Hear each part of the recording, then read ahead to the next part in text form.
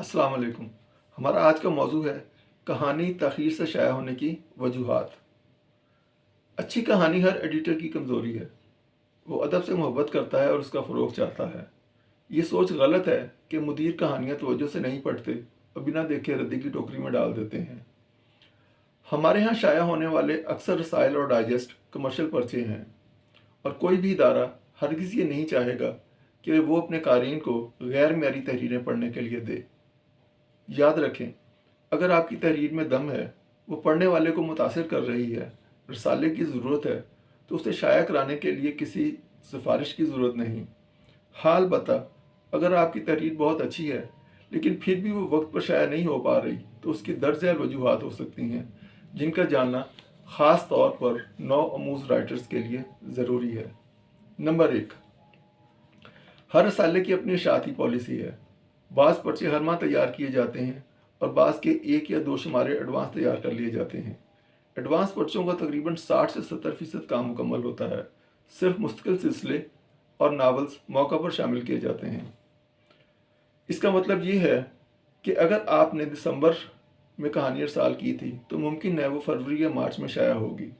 Number 2, अगर आपने किसी ख़ास मौजू पर तहरीर भेजी लेकिन वो ताख़ीर से इदारे को मौसूल हुई, तो भी वो उस ख़ास शुमारे का हिस्सा नहीं बन पाएगी। मसलन आपकी तहरीर 14 अगस्त के हवाले से है, तहरीर बहुत अच्छी है लेकिन पर्चा तैयार हो चुका है, तो मुदीर आपकी तहरीर ज़ाया नहीं करेगा बल्कि अगले यौम आज़ादी के लिए महफूज कर लेगा। नंबर 3, मौजू की यकसानियत भी तहरीर की अशात में ताख़ीर का बाइस बन सकती है। जैसे आपने हसद के मौजू पर बहुत अच्छी कहानी भेज दी, लेकिन इस मौजू पर पहले ही 2 कहानियाँ पर्चे में शामिल की जा चुकी हैं। ऐसी सूरत में भी आपकी कहानी जल्दी शाया नहीं होगी और उसे किसी मुनासिब वक्त के लिए महफूज कर लिया जाएगा। नंबर 4, आपकी कहानी दिलचस्प है लेकिन उसके अल्फाज ज़्यादा हैं और उसे 2 हिस्सों में शाया करना भी मुमकिन नहीं, तो ऐसी कहानी भी महफूज कर ली जाती है और किसी ख़ास शुमारे में बतौर नावलेट शाया की जाती है।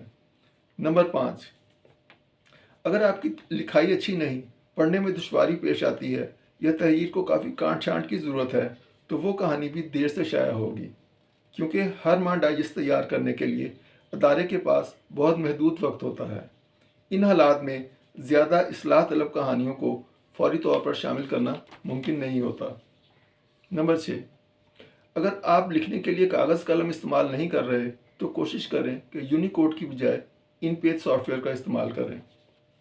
अशाती इदारों में उर्दू कंपोजिंग का तमाम काम इन पेज सॉफ्टवेयर में होता है। यूनिकोड में लिखी गई कहानियों को इन पेज में तब्दील करने की सहूलत तो मौजूद है, लेकिन इस अमल के दौरान अल्फाज में इतनी ज़्यादा टूट फूट हो जाती है कि इसे दुरुस्त करने में खासा वक्त लग जाता है, जबकि इदारों में कंपोजर्स पर पहले ही काम का खासा दबाव होता है। बेहतर यही है कि आप इन पेज सीख लें। जब आपकी तहरीर में गलतियाँ कम होंगी तो इदारे को इस पर काम करने में आसानी रहेगी और तहरीर जल्दी शाया हो जाएगी। नंबर 7, आपकी तहरीर बहुत जानदार है लेकिन वो रसाले के मिजाज और पॉलिसी के मुताबिक नहीं, तो भी तहरीर शाया नहीं की जाएगी। किसी भी रसाले को पहली बार तहरीर भेजने से कबल उसका मुतालिया ज़रूर कर लें, ताकि आपको ये मालूम हो जाए कि इस पर्चे में शाया होने वाली तहरीरें किस नौइयत की हैं।